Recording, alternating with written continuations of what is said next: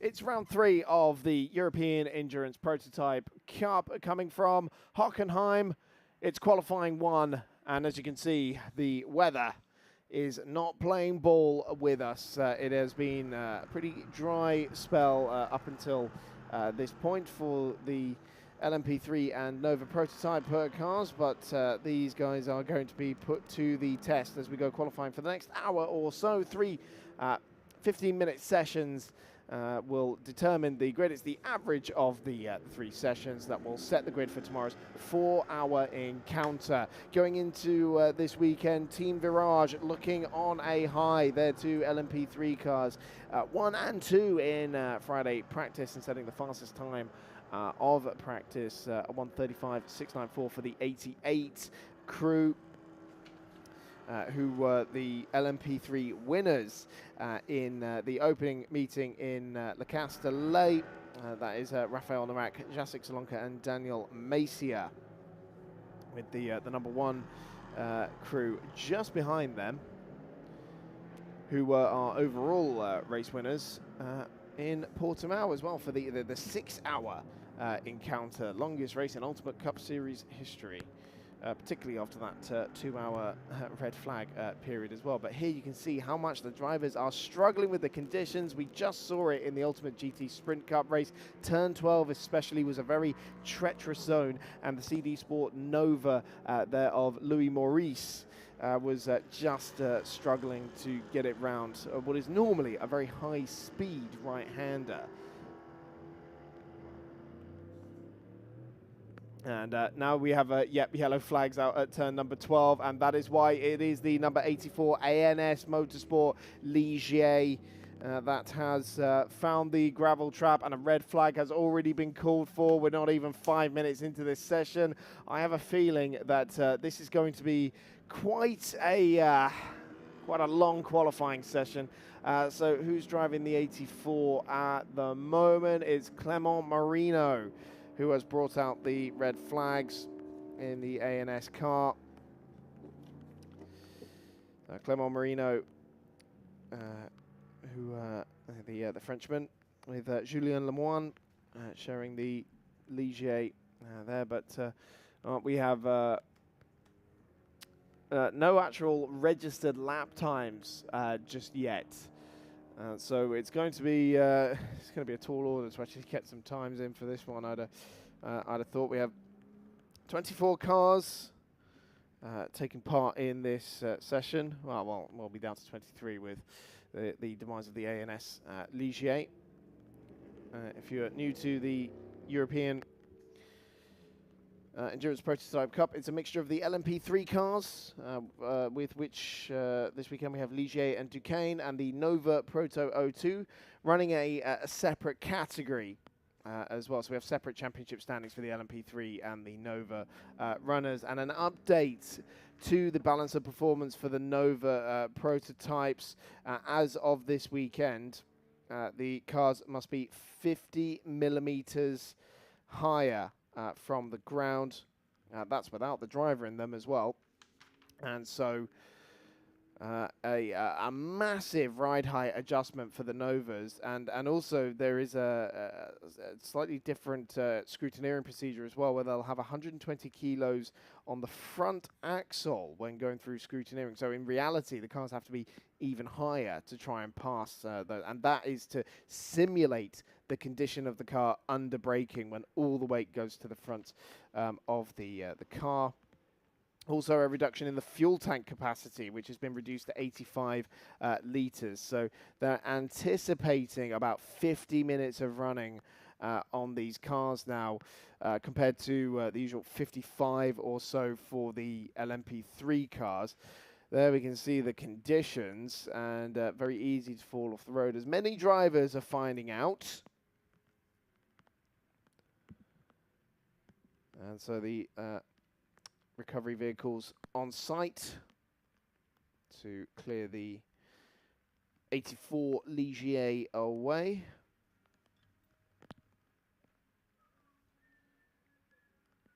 Checks going on the number 4. There is the 88, the car that was fastest in free practice. Disappointing race for them in Portimao. Jacek Zalonka was doing quite a great job in the first stint, was the top bronze driver before he got quite an unceremonious whack at turn 1. Of course, as the LMP3 winners from the Castellet, they are still very much in the championship hunt, but behind their teammates, it is Axel Noss and Georgios Kolovos who lead the LMP3 standings going into this third meeting of the season for the European Endurance Prototype Cup on 35 points. It's Alexander Buchenstoff and Pedro Perino from Inter Europol who are second in the standings, but they're not with us this weekend. And so Nathan Kumar it is, who is their nearest challenger from TS Corsa. He's got 2 new teammates once again this weekend in the number 24 Duqueine. And that is George King, who we saw out in Portimao with one of the other teams, the 23-year-old Brits, who of course are reigning champion as well, and Daniel Frost, the young Singaporean, who has recently made the switch over from single-seaters over to Le Mans prototypes, a race winner in LMP3 with Cool Racing in the Asian Le Mans series a few months ago, but has also taken part in the Rolex Daytona 24 Hours. So, yeah, quite a relatively new driver to prototype racing, but vastly experienced in single-seaters. So they're partnering Nathan Kumar this weekend in the number 24 TS Course Duqueine. Looking at the conditions, I do worry that even when the ANS car of Clement Marino is extracted from the gravel trap, that conditions may not let us go back qualifying again. And there isn't exactly much leeway on the timetable. The last race of the day is due to finish at 7:45, and we have to have engines off by 8 p.m. Now, was that a bolt of lightning, or my eyes just playing up there that we saw on the screen? Well, haven't heard the clap of thunder just yet, but you can see conditions are not fantastic here in Hockenheim this weekend. Very muggy as well, even when it's not been raining. And that seems to be the case throughout all of Europe at the moment. It was similar conditions at the Spa 24 Hours, if any of you were lucky enough to be there. And has been the case in, quite a few other places lately. So we don't even, I can't even give you a rundown of the order because we haven't had any lap times set. So I can tell you that cars that were out on track included Antoine Lacoste in the 154 Kogamo Nova. Let's see, what else have we got on the entry list for this weekend? A new entry for this weekend is the ARC, the Auto Racing Club Bratislava Ligier JSP 320. And there has actually been an update to the entry list on that. So let me double check.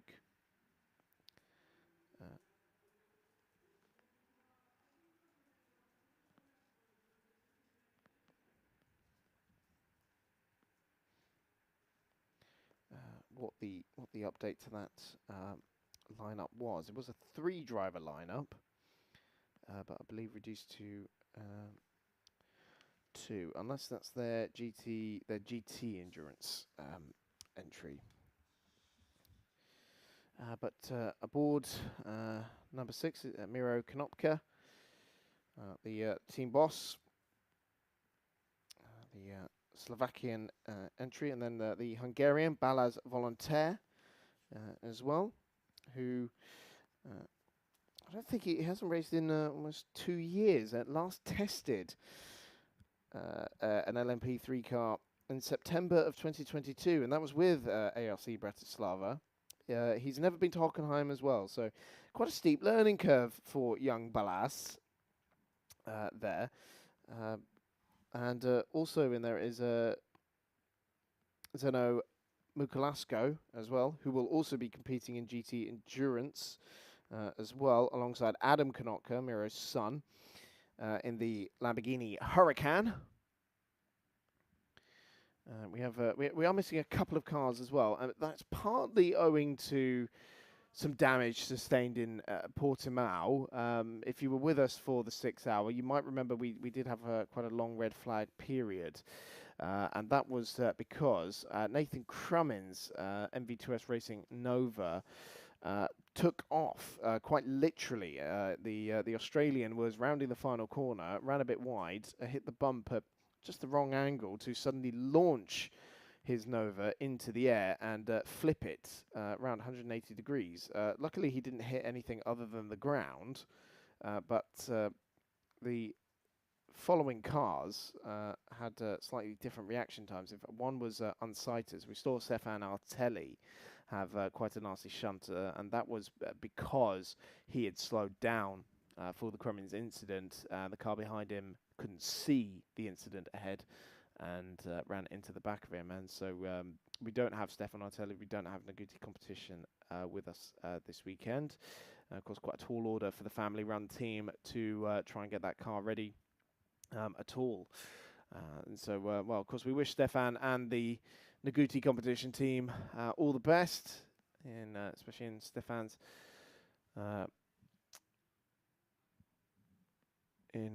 recovery.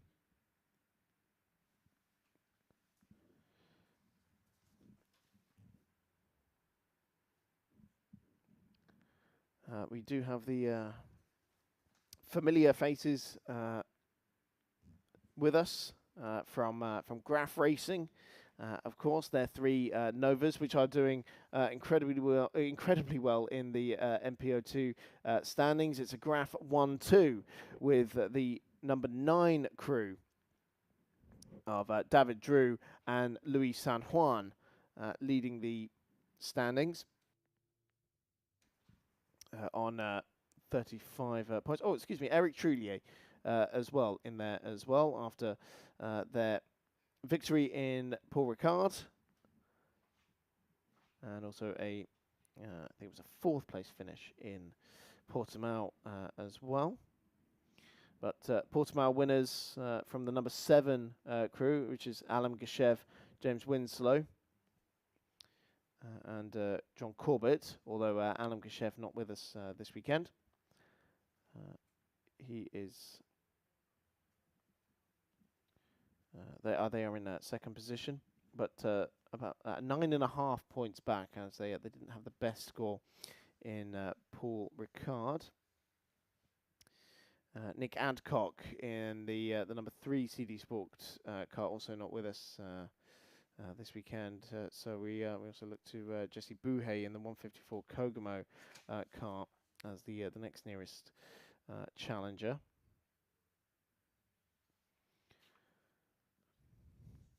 And so, yeah, it's a great fight in both categories as it stands, and was for the overall standings as well.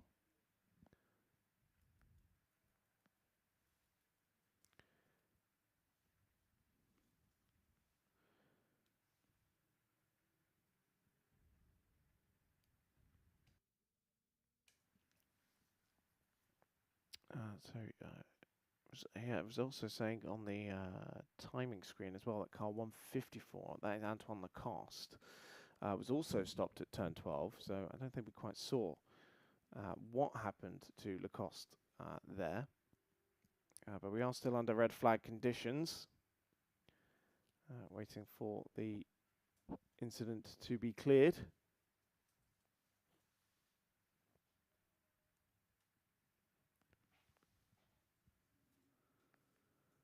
I just heard an engine firing up behind me as well, so hopefully that is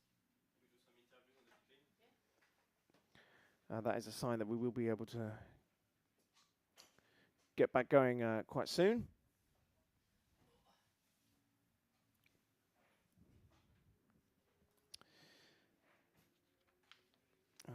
speaking of the MV2S cars, we do still have 2 Novas from MV2S. We have Christophe Cresp and Pierre-Alexandre Provost, who is back fresh from his win at the Road to Le Mans a few weeks ago in race 2. A fantastic spin to win result. Therefore, Christophe Cresp sharing the car with Maximus Meyer. We had quite a few of our drivers taking part in Road to Le Mans. We had Virage with Rafael Narak, Jacek Zelonka as well. We had a few familiar names, Alexander Buchenstoff and Tim Creswick from Inter Europol. Of course, David Drew as well was driving for Cool Racing, got a double podium finish as well. Who else? Well, of course, we have to mention Louis Rossi, who is not with us this weekend.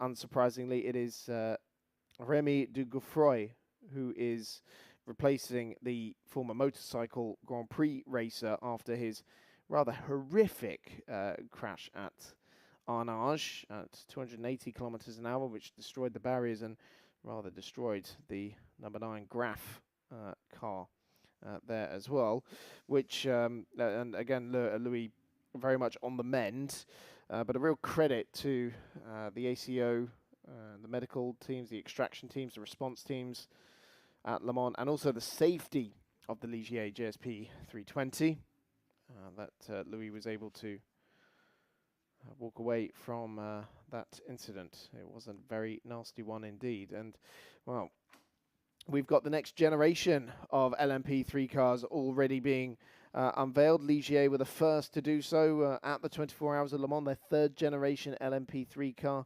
The new regulations were announced in August last year in Aragon, prompted by the fact that the Nissan VK56 V8 engine is no longer in production, so we are moving to the Toyota-based and Orica-built 3.5-litre twin-turbo V6, and so the LMP3 manufacturers have been granted permission to develop a 3rd generation car, but development very much restricted to the engine perimeter, the layout, and the cooling. And looking into what Ligier has changed in the, what is that going to be the P325, there is more cooling needed because of the twin turbo. And of course, they've got a lot of familiarity with those twin turbo engines. Their JSPX that also runs a twin turbo V6, and of course the Lamborghini LMDH car, the SC63, that also runs a twin turbo V8 as well. And so having those twin turbos and needing that additional cooling is meaning that the aerodynamics and the drag is all affected. And so there is certainly a lot of changes. Claire has got some news for us in pit lane. Yeah, pop down, speak to James Winslow. James, it's wet out there, isn't it? Yep, just a little bit. What were the conditions like before the red flag came out? You basically can't see. At all? Anything out there at all? Not really. It's yeah, it's just a whiteout. So what exactly is going to happen then for the race? Because obviously you're not able to really be out there and get as much time on track as you want with the rain. You know, quality in a 4-hour race is not so important. So just don't ruin the car today, basically. Well, I was told that it was James in the car, but I can hear that this is an Australian accent, so I've got the name wrong, haven't I? Yeah, this is John. Yeah. As I said it, I went James, and I heard the voice was completely different. John, my apologies on that one. Look, sounds like cars are starting to get ready again, so good luck. Okay, thank you. Well, Chris managed to get that one wrong, so that's a good start. Luckily, I could hear that the accent was completely different. Sounds like cars are going back out there. Oh, that is good news. We can hear some engines being fired up. Yes, John Corbett sharing the car with James Winslow. Green flag has been waved. We have another 10 3/4 minutes or so for the remainder of Q1, and so cars are heading back out onto the circuit. Wonderful news. So remember that no times have actually been set yet, so this is going to be a bit of a 10-minute shootout, really, to get these cars qualified. If you are new to the European Endurance Prototype Cup, then qualifying, we have 3 15-minute sessions. The drivers cannot do consecutive sessions if you have a 2-driver lineup, for example. And if you do have a 2-driver crew, if you have 1 bronze, then they must do the 2 of those sessions. So the James Winslow John Corbett, the car, for example, has to have John for the first session so that James can do the second, and then John must do the third by regulation.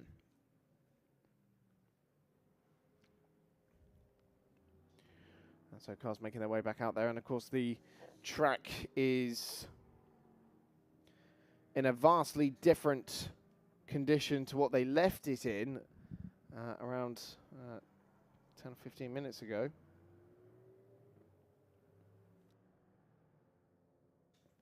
Because the rain has continued falling.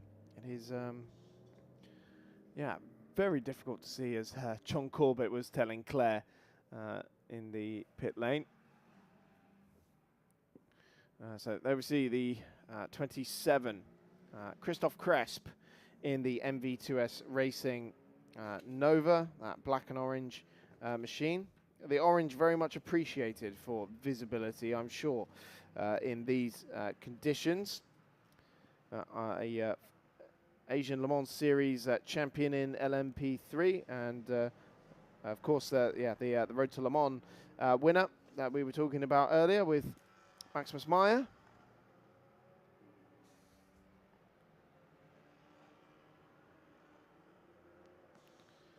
And DB Autosports back with us with their Nova as well. Just the one Nova for this weekend, the number 21, which is Daniel and Quentin Basora. 2 bronze drivers in their lineup, and so it is Daniel Basora in 21 who has decided to go first for this one. He is the father of Quentin. Of course, they have Matthias Besch as a 3rd driver for the 6-hour in Portimao, and wow, look at that, car's just absolutely disappearing into the mist out of turn 1.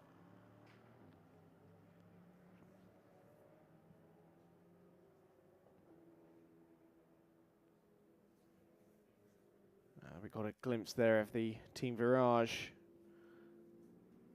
car, and they've been looking very solid out there as we follow Kevin Rabin in the number 17 Lamo Racing Nova, the Swiss racer. I think that's a late addition to the entry list. Round has gone the ARC Bratislava Ligier at turn number 6. And looks like it's managed to hit something, or something has hit it as well, because there was just a slight bit of bodywork damage on that back left corner.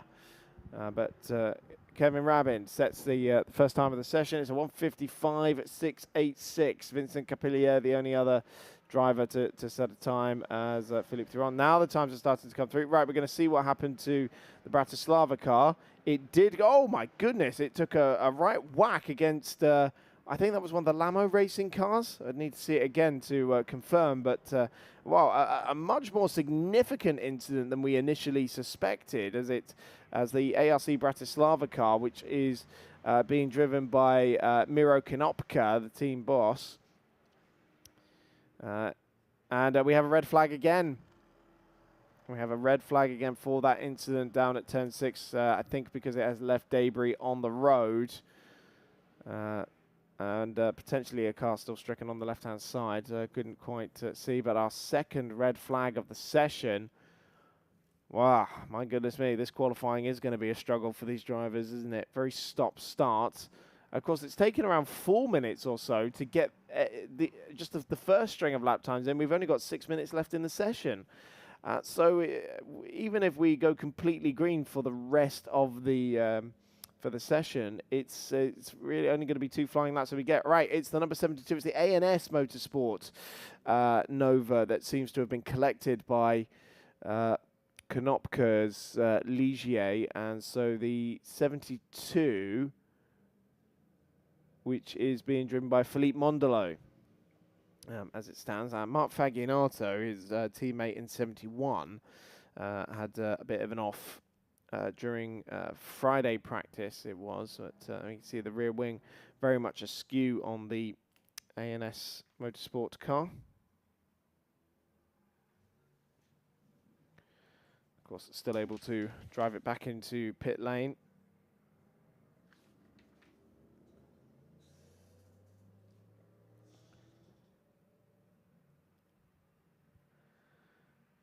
So it's 6 minutes, 2 seconds left on the clock. And we have only had 10 lap times come through as it stands. It's Kevin Rabin in the number 17 Lamo racing car. Right, here we're going to see it again. The ARC Bratislava car just loses it. Maybe a little too far left and onto the grass there for Miro Konopka. But you can see really nothing the ANS car could have done. That's being slammed into the side of there.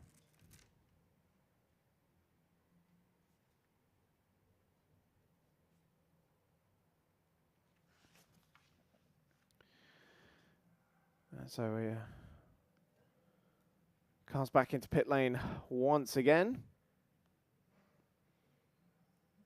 One of them might even face the wrath of Claire Cottingham down there in the pit lane as well. So it is Kevin Rabin who is currently fastest, 1:55.686, which is 20 seconds slower than what we were running in the dry yesterday and indeed this morning as well, just to give you an idea of how treacherous the conditions are. He is at 3.8 seconds clear of Vincent Capillier in the 57 Reiter Engineering Ligier. Session will restart at 16:41, so less than 45 seconds time.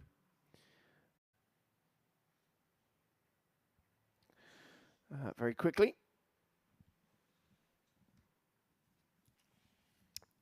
Also for what it's worth, Alexandre Lafourcade in the 777 Lamo Racing Nova, third fastest at the moment, 4.8 behind Kevin Rabin's time. Then the 555 Kogama Racing Nova, Philippe Thiron, Louis San Juan in the number 9 MPO2 Championship leading Graf Racing car in 5th position. Then 71 Mark Fagianato, the ANS car. Sebastian Page in the number 8, Sebastian Schmidt, Nathan Kumar and Jonathan Thomas are the only cars to have set a lap time so far. Green flag is waved once again, and we can get the remaining 6 minutes of this qualifying session back underway. And so 2 flying laps then is really all we'll be able to squeeze into this.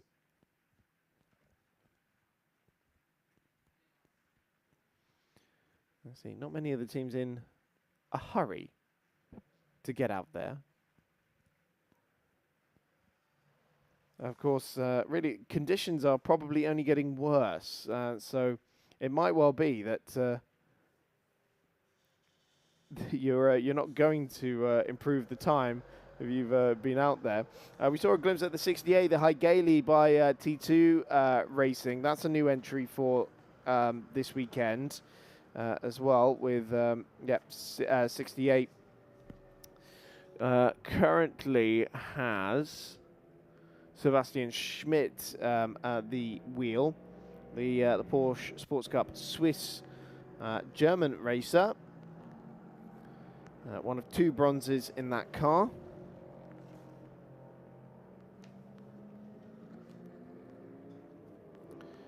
There we see the green Duqueine there from Hallyday, going up against what looked like the Kokomo Nova.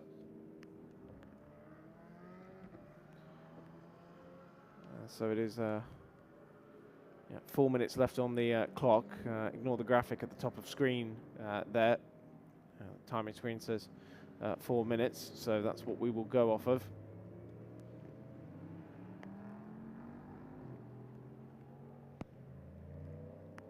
And you can just see headlights in that short run towards the stadium section. Water pouring off the back of the Graf Racing Nova of John Corbett.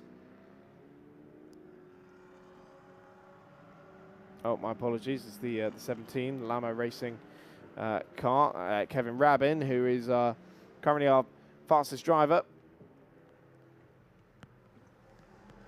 has gone fastest in the middle sector,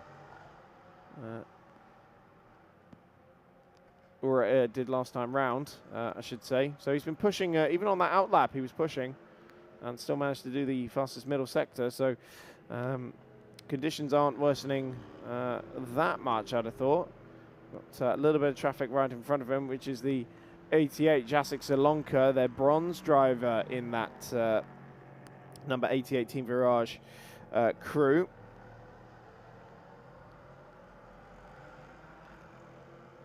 So yet to set a lap time, but the Polish racer, who is in his first year of LMP3 racing and already proven himself to be a very quick bronze driver. Quite a fair bit. He has a little bit of experience in prototypes, as Kevin Rabin just rounds up the Virage car there, but has been a radical racer for a few years in Radical Challenge, or Radical Challenge, Radical Cup UK, and also in the World Finals last year, before making the step up to LMP3 competition.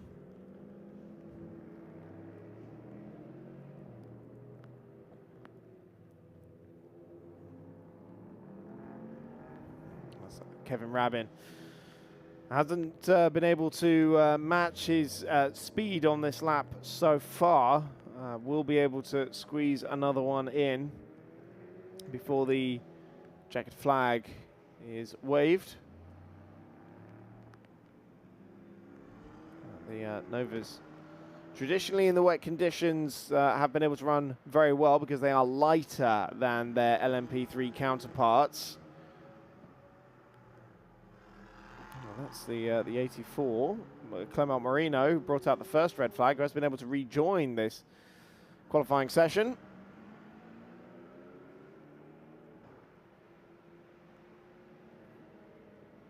Now, one thing I am slightly curious about is the fact that our LMP3 Championship leading Team Virage #1 car hasn't been out in this race at all, or in this qualifying session, I should say. 0 laps on the board. So it could well be that our championship leaders start from the back of the grid. Well, they will, unless they get a time in.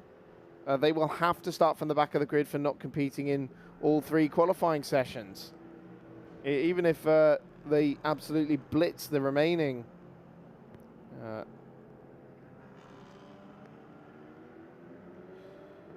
the remaining sessions.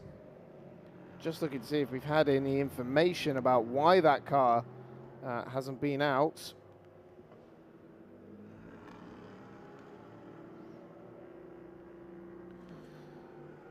We've had car 5 has spun and rejoined. That is Jonathan Thomas in the CD Sport Nova. Kevin Rabin, fastest in the first sector in this session. Checkered flag is now out. So he's still 3.5 seconds clear, though, of the chasing field. Such is Rabin's confidence in these conditions.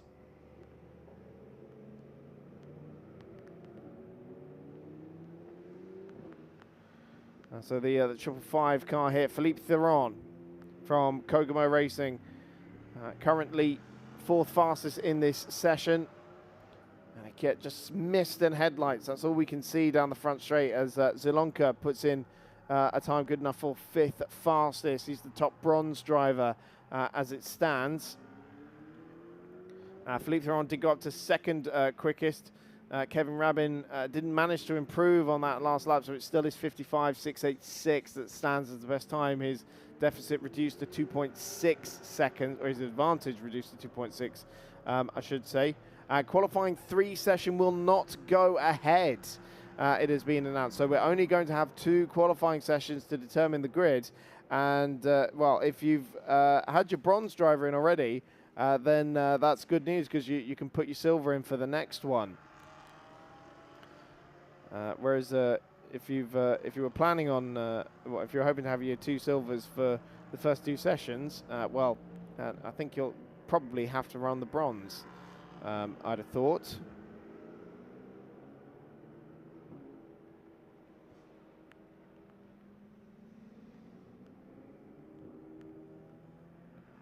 If not, that will give quite a substantial advantage to the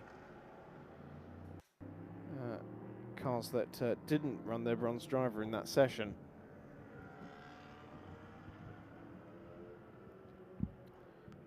So it is Kevin Rabin, fastest in Q1 for the number 17 Lamo Racing crew.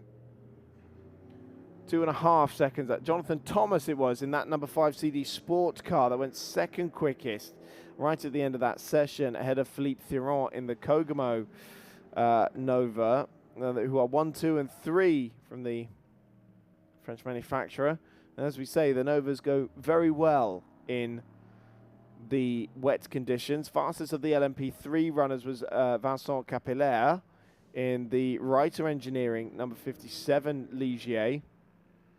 And then Jacek Zielonka was John Corbett, who was fastest of the bronze drivers in the end, in the number 7 Graf Racing Nova.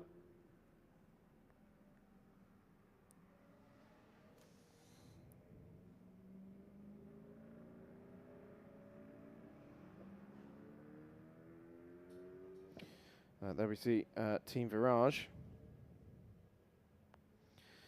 The 88 crew. That is, well, they're listed 7th, 8th, and 9th in the standings, but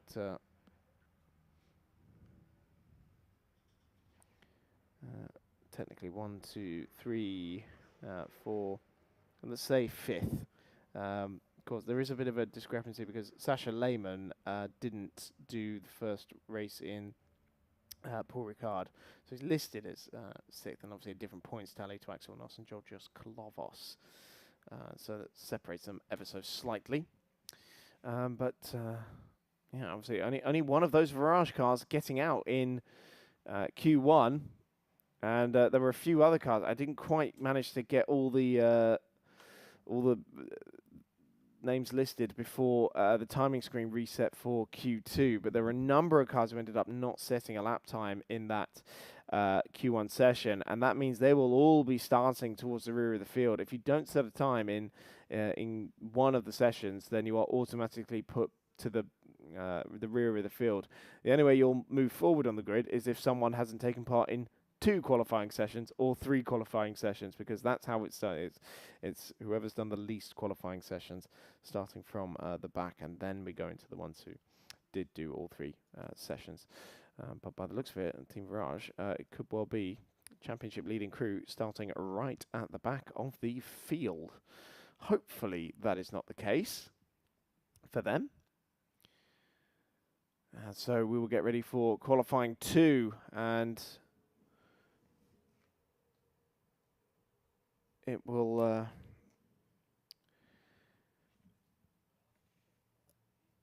be the one remaining qualifying session. Remember, it's the averages of these sessions that set the grid.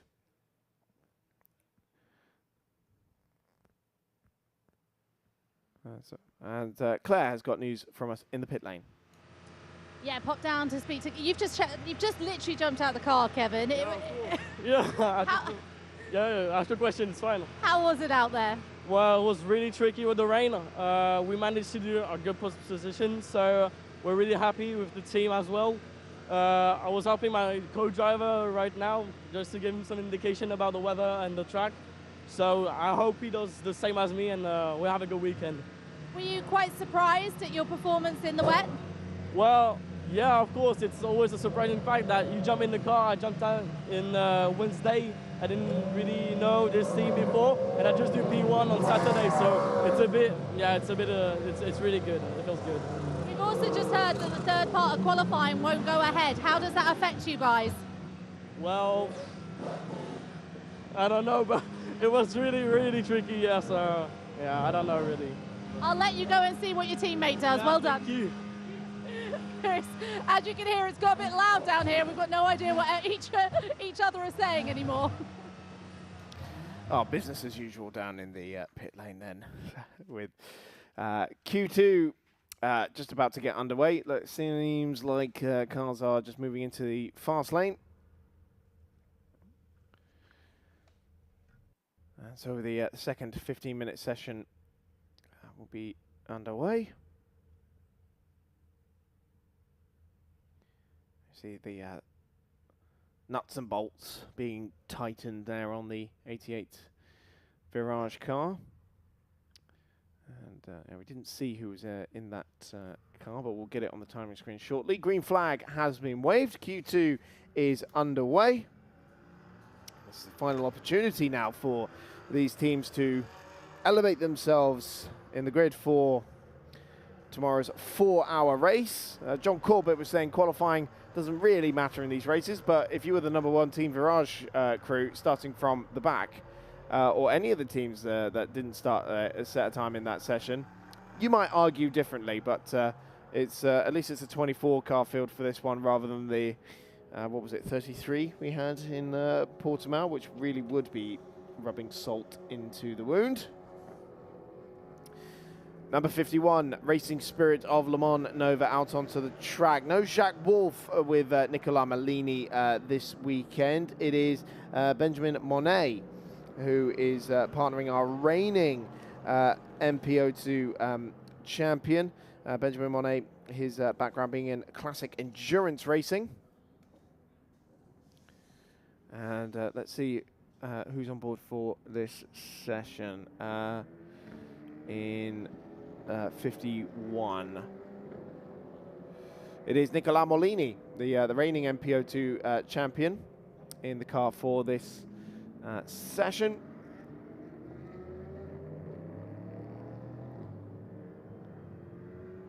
So we see, the spray has not really gotten much better out there, has it? Well, the CD Sport car there, the number 4, Maxence Maurice, going straight on, and as soon as he hit, and he's clipped the rear wing against the tyre barrier as well. Now that is that runoff area is part of the drag strip. So if you've ever seen cars skating off the road at the last 2 corners, it's the same bit of asphalt essentially, and it is like an ice rink in these conditions, as Maxence Maurice has just found out in the CD Sport Nova, and well, he's taken the shortcut there. I'm not sure race control is going to look too favorably upon that. So, well, in the meantime, Maxence, father of Louis, who was in the car for Q1, gets going again, and there you see, struggled to get it stopped, and as soon as he hits that drag strip asphalt, he's just a passenger and clips the rear wing against the tyre barrier. It is still relatively okay looking, actually. It seems to have fallen in the right place, so he might get away with that. He's just making his way down the Parabolica now. He's got Daniel Macier for close company. Well, Macier, the Spaniard, about to blast past the CD Sports car.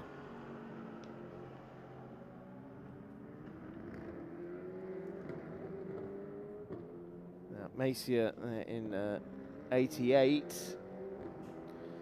Of course, race winner in LMP3 in Paul Ricard.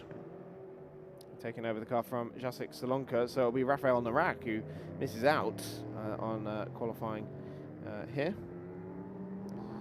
Messier also in his first year of LMP3, as indeed is Rafael Narak, who was partnering Jacek at the Road to Le Mans a couple of weeks ago.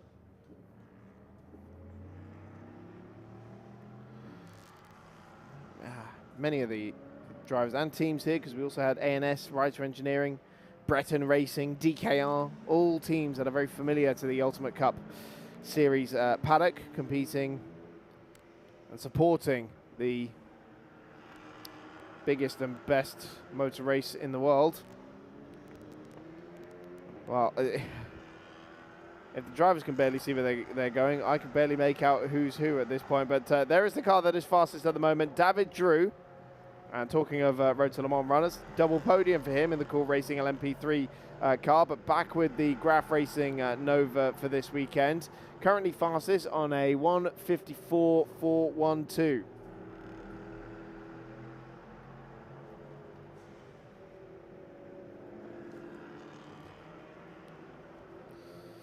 So the Swiss racer, fastest as it stands. Monoplast champion in V2V in years gone by, before making the switch over to prototype racing that year. Familiar face in the European Le Mans Series paddock. Second fastest is Nicolas Molini in the Racing Spirit of Le Mans Nova. And then top of the LMP3 runners is Daniel Messier in the Team Virage 88. We're taking a look here at the number 28, I think that is. Yep, Tim Merieux in the MV2S racing car. That's their silver graded driver, the young 18-year-old who is making, I think he's making his LMP3 debut, but off the road goes James Winslow in the number 7 Graf Racing Nova down at turn number 12. That has been the most treacherous bit of racetrack that we have seen, but has gotten away with it. It doesn't look like he's damaged the car. Has rejoined just in front of the TS Corsa Duqueine of George King, our reigning champion, who is still floating from team to team as it stands without a permanent program. Here we're going to see what happens, James Winslow, by the look of it. And yeah, it's almost exactly the same as what happened with Maxence Meyer, except James actually managed to find the gravel trap, which, you know, you wouldn't think it would have more gravel than the asphalt just beyond it, but it probably does. It's certainly easier to control the car over, I'd have thought, and get it back onto the racetrack. Right, fastest first sector had just been done by Nicolas Molini, and now fastest lap time has been done by Nicolas Molini, the reigning MPO2 champion. He's lowered the benchmark to a 53.704 and nearly 4/10 clear of Tim Merieux, who has gone second fastest in the MV2S Racing Nova. Fastest first sector now coming in from Pierre-Alexandre Provost in the sister MV2S Racing car, the number 27. He's done a 38.8 in the first sector. That's some 3/10 quicker than what Molini managed on that lap just now. He's about to put his next effort in. He's lowered his benchmark, but it's not as quick as what Provost has managed to do, though, aboard number 27. And like one of the other Novas running off the road there as well. But Provost, the young French racer in his first year of prototype competition.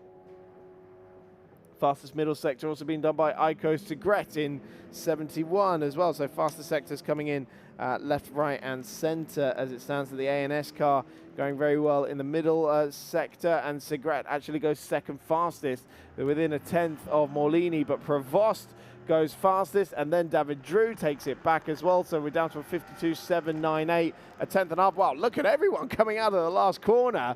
It's a battle for position. It's not quite the race yet, boys, but they certainly think it is, coming out of the last corner there by the looks of it. And 24 cars, around relatively short circuit. Clearly, they're all squabbling over the same bit of racetrack, but it is David Drew fastest at the moment by a tenth of a second to Pierre-Alexandre Provost. Nova's all locking up the top 5 as it stands. Morlini now takes it back, goes the 10th clear of David Drew. So Racing Spirit of Le Mans back on top, ahead of Graf Racing and then MV2S with their 2 cars, line astern in the timing order, 3rd and 4th, and Aiko Segret in the ANS car, number 71. So we're seeing an onboard there from the roaming camera. Not quite sure which car that is. It is that's the Team Virage car that we're on board with there in the top right corner. And there we can see it on the left-hand side as well. So he's squabbling away with James Winslow and gets it. Oh, well, now they don't want it being shown by the looks of it.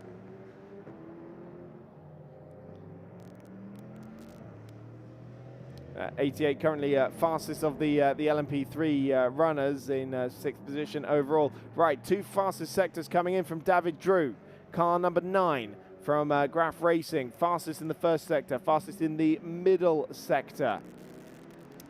And, well, in the meanwhile, Aiko Segret has gone top, Provost has gone top, David Drew goes top once again, 151, 197. These cars are so close together on the racetrack that we've barely got time to say who's gone fastest by the time somebody else comes in and beats that lap time. But Drew's been able to do it by 1.1 seconds over Provost. So the Graf Racing car flying as it stands in this Q2 session. And also remember, we've gone pretty incident free in this session so far. Knock on wood, it stays that way. Less than 5 minutes left on the clock to determine the grid for tomorrow's 4-hour European Endurance Prototype Cup race. It is currently Graf Racing's David Drew fastest in Q2, and then MV2S Racing's Pierre-Alexandre Provost, and then ANS's Aiko Segret in the top 3. We have not seen times from the ARC Bratislava car. That'll be owing to the incident that we saw at turn 6 in Q1. Also, the number 61 MG Sound Studio car. I wonder if that's one of the cars that didn't go out in Q1 either. Also, the 72 ANS car, if memory serves me correctly, that had an incident in Q1. And also the 154 Kogamo Racing Nova as well. That is stayed in pit lane, and of course the number 1 Team Virage car, which still has not been out onto the racetrack at all in this qualifying session. This is Aiko Segret we're watching coming through the final sector in the stadium section. Look how close he ran it to the grasscrete, or the little asphalt runoff area on the outside of the Sachs curve. That is some bravery in the ANS Nova from the young Frenchman, who last year did make quite a name for himself in the Ultimate Cup series with back-to-back class wins in the CN category, and before making the mid-season switch to the MPO2. He won on his debut in the MPO2 category, and also familiarized himself with the Ligier JSP4 in the Prototype Winter Series during the off-season as well, back in the Ultimate Cup series as well in the MPO2, and 3rd fastest as it stands. So we see Daniel Macier clearing the traffic, still fastest of the LMP3 runners, but down in 7th position overall. The Novas in the wet are provably significantly better by the looks of it, and that is all thanks to weight. But it could be a very different story in the dry in the 4-hour race tomorrow. Well, we're expecting it to be dry. The weather hasn't been most terribly accurate thing of late. Thomas Imborg in the CD Sport car, just clearing the DB Autosport car in front of him, heading through turns 2 and 3. Right, fastest first sector coming in from Pierre-Alexandre Provost now, a personal best in the middle sector as well, aboard the number 27 car. Here he is, coming through the stadium section now. The young Frenchman trying to reduce. He's currently half a second away from David Drew's provisionally fastest time of a 1:51.197. Can the young Frenchman usurp the Swiss racer as he comes across the timing line? And he does go fastest by just 0.05 of a second. It's a 1:51.143 for the MV2S Racing number 27 crew. Pierre-Alexandre Provost putting it fastest with a minute or so left to go on the clock. We are coming up to crunch time, and he has a big swapper under braking, does Provost. Gathered that up very nicely. There's David Drew just behind him on the racetrack, actually. So this could be a bit of a shootout here, a last lap shootout between these two cars that are line astern on the racetrack at the moment. David Drew in the black and red trimmed Graf Racing car looking to take pole position back again. It's not an improvement in the first sector from Provost, but it is a personal best from David Drew in the first sector. Let's see what happens for the remainder of the lap. The two separated in their lap times at the moment only by 54 thousandths of a second. 30 seconds left on the clock. It's going to come down to this final lap. David Drew in the MPO2 Championship leading car, but he's run wide at turn number 8. That could have just thrown away the lap for the Swiss racer. We need to see what Provost is doing as well, because he's done a personal best in the middle sector. He could lower the benchmark further, but if David Drew can't do so, he's lost 1/10 of a second to Provost, but only 1/10 of a second, crucially, or even less than that. So here's Provost through the stadium section once again. Provost looking to lower the benchmark even further. It was a 1:51.143 last time around. The MV2S Racing driver comes through the final couple of corners. The former single-seater racer comes across the line, and he didn't improve. It was a 51.2. What's David Drew got in the last sector? Can he take it back? No, he can't. He lost 0.2 in the final sector, and it will be the fastest time for MV2S Racing's Pierre-Alexandre Provost. Great little scrap there at the end of the qualifying session between himself and David Drew. But of course, remember, it's the averages that are going to set the grid. And to give you an example of how much that can shift, the number 17 car that was fastest in Q1 is currently 11th fastest with Danny Bunch-Shoe at the wheel. Although, having said that, he's just gone up to 7th fastest. So that could put them in very good stead indeed. But the next fastest car is over half a second away from the top two. It's Aiko Segret in the ANS car. Third position with Nicolas Molini, who's just gone 4th fastest for Racing Spirit of Le Mans, and then Loris Kybers in the number 8 Graf Racing Nova. And then our LMP3 leader is Daniel Messier, with James Wimslow in the other Graf car, separating Messier and his nearest class rival, which is reigning champion George King in the TS Corsa Duqueine. Although that being said, Thomas Imborg has just put himself up into 7th fastest in the CD Sports car. Top 10 being completed by Danny Bunch-Shoe in the end in the car that topped Q1. So, wow, what a great qualifying session that was. Huge fun between the top two. There's our LMP3 leader.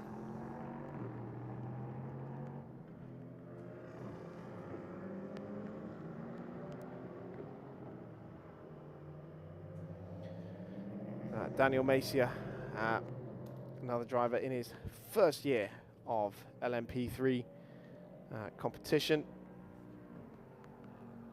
having done only competed in Spanish F4 the last couple of years.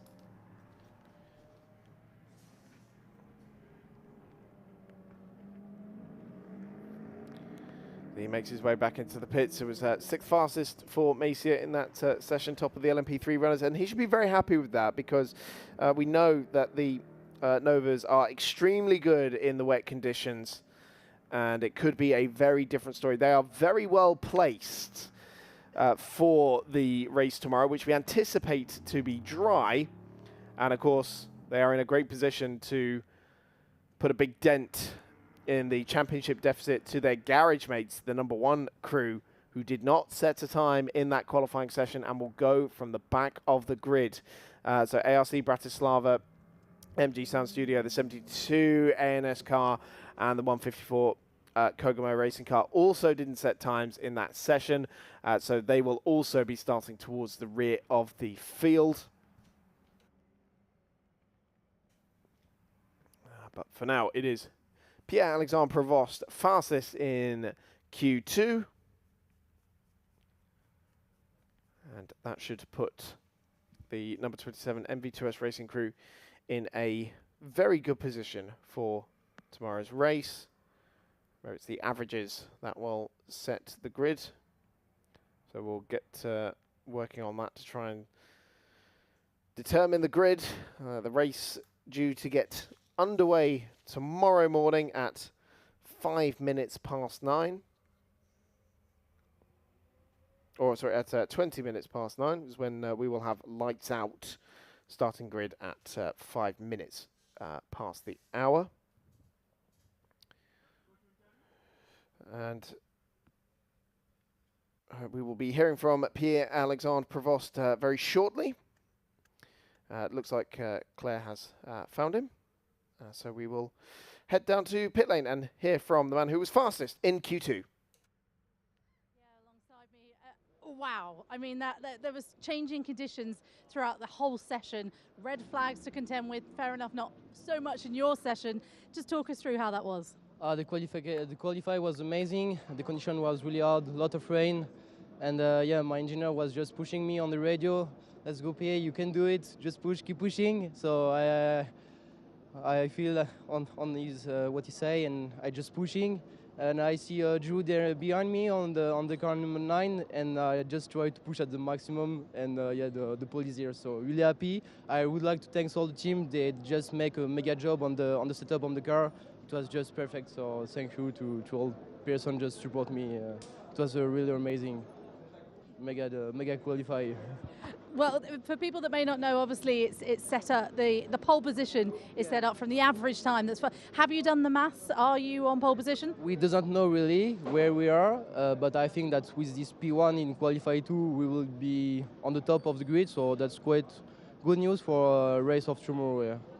Conditions are expected to be a bit different, obviously, for tomorrow. We're not going to have this deluge of rain that we've had today. Would you prefer it to be dry tomorrow, or did you quite enjoy the wet? No, the wet, dry, everything. Also, drying track, it can be good. I think we work good all the weekend to have a good pace on dry, on all the conditions. So I think we're ready for the race of tomorrow.